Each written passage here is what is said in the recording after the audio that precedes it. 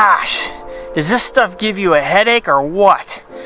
So the last several days of the budget have been interesting, if not just downright crazy. So Congress passes both an omnibus bill and the COVID relief package. The president doesn't sign it, and we go right up pretty much to the wire to decide that we're going to keep the government open and pass the whole thing, except for the defense bill, which didn't make it and got a veto. So transportation worked out pretty good in the relief package. $15 billion for airports, or for airlines, and $2 billion for airports. But the FAA is, once again, shines through in a funding package that gets basically what they want at the top line.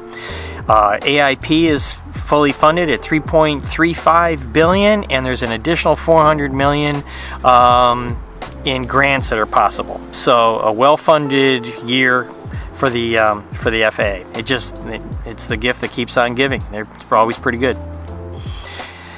Hey, there's some interesting stuff. It's not just money that's in the appropriation packages. There's some language in there. There's tax benefits for owning a racehorse. There's a proclamation for China not to interfere with the election of the Dalai Lama. But most striking is that there's also language that relates to the 737 MAX. There's the whole safety bill where there'll be an independent review panel to go over Boeing's safety culture and the relationship with the FAA and their functions.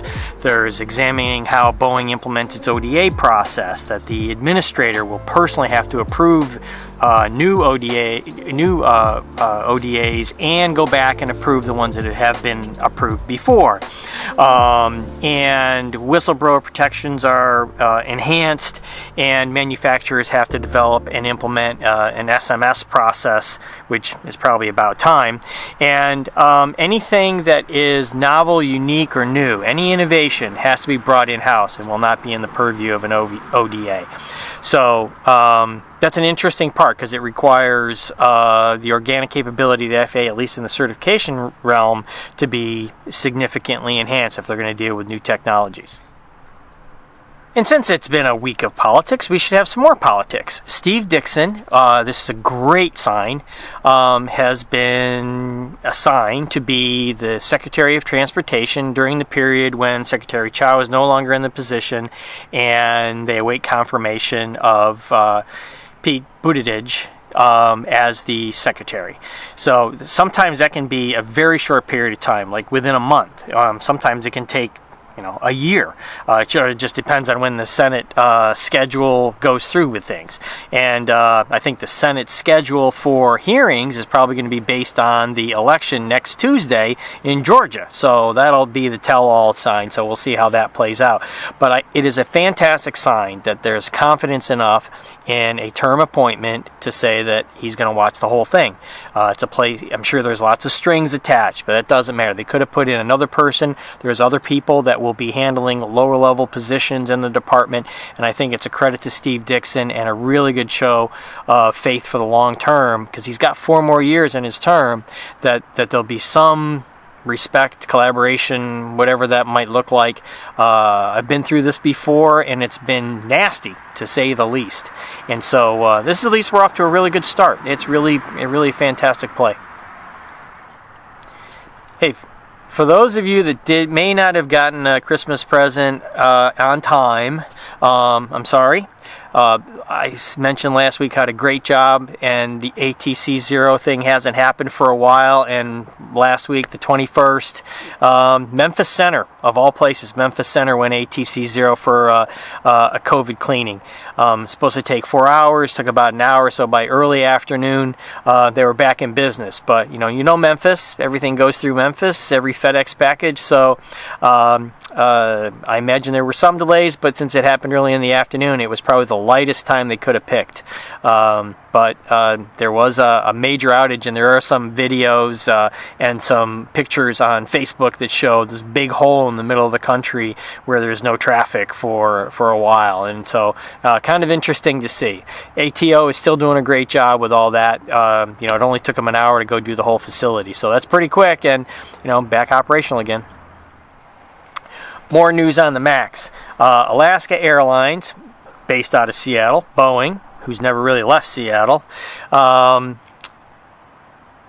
merged with Virgin America, I don't know, probably 4 years ago now, and mixed up their fleet with Airbuses and Boeings. And they have just cut a deal to buy 32 more 737 Maxes, and on their way to a single aircraft fleet. So they'll be all Boeing 737. So somebody is following the Southwest model. Seems like a really good idea. It reduces training costs, reduces maintenance. You can stay on top of ADs. Pretty straightforward on the reservation system. Very straightforward, but they're on their way, and they obviously got a deal. They're buying some. They have options for 52 more, something like that. So quite the heyday for Boeing. I have to think there's something wrong with this picture. No, not the picture on me. This bigger picture I'm going to tell you about. So, in 1946, Cosby versus the United States is a Supreme Court decision that identified that no, the FAA doesn't own the blades of grass. That number starts at about 83 feet.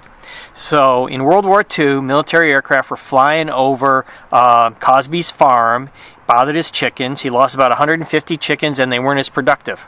The Supreme Court ruled in his favor. So he at least owned up to 83 feet, but the FAA did have a right to fly over his property. So it's kind of a mixed bag that still is unresolved to this day.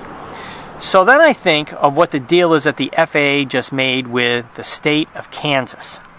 They have agreed to a 770-mile racetrack to test supersonic aircraft. So that's Sonic Boom World right there. So I'm sure it's going to bother some chickens. Up to Mach 3, 770 miles through this racetrack. They're going to figure out a way to keep it away from commercial traffic because it starts at 39,000 feet and above. And, we've talked before about, it's getting crowded up there. So this test track has already gotten the notice of the airlines like Ariane and Boom that are expected to have testing needs in the next 10 years, and in the next 2 years NASA's supposed to do a supersonic demonstrator, and they're going to use that test track in the same thing. So that's over our crops, cattle. I don't know about chickens in Kansas, but maybe. Anyway, seems odd, and we'll see what the community thinks about it. Hey, I'm still stuck on the drone framework here in the U.S. is still inhibiting growth of that industry. Drone market report came out, up to $43 billion of market activity up to 2025, between 21 and 25. And, that's a big market for where it is today. China, Japan leading the way, India in third, and U.S. really not on that list. So we should do something. Next week we're going to talk about remote ID and stuff like that. We'll see if that's going to help. Not. SpaceX makes it look easy.